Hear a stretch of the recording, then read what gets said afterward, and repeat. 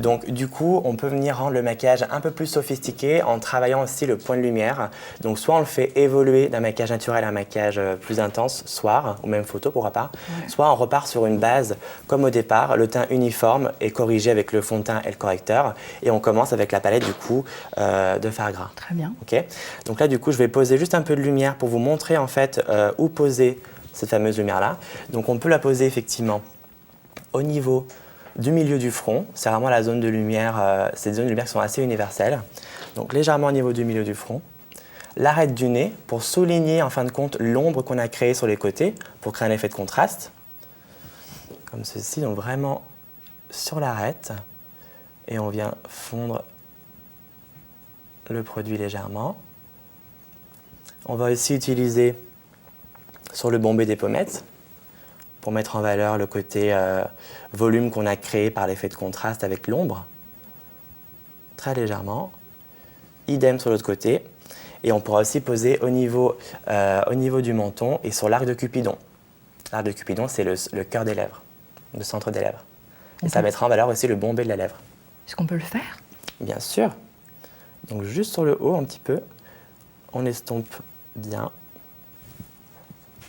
On n'hésite pas à enlever un peu la matière qu'on a en excédent sur le pinceau pour bien estomper, pas que ça fasse un effet trop clair, trop marqué.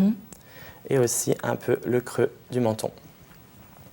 Ensuite, je peux venir aussi pour un effet plus soirée pour le coup, avec un enlumineur du coup irisé comme celui-ci, poser un peu de lumière plus intense qui va bien se réfléchir à la lumière exclusivement sur le bombé de la pommette, l'arcade sourcilière et légèrement au niveau de l'arc de Cupidon.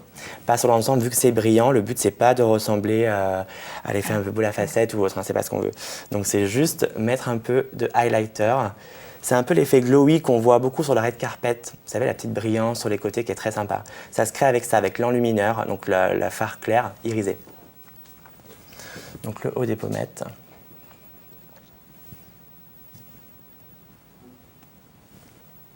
Arcade sourcilière, ferme. Et puis pour finir, bien sûr, l'arc de Cupidon. Hop, tout simplement.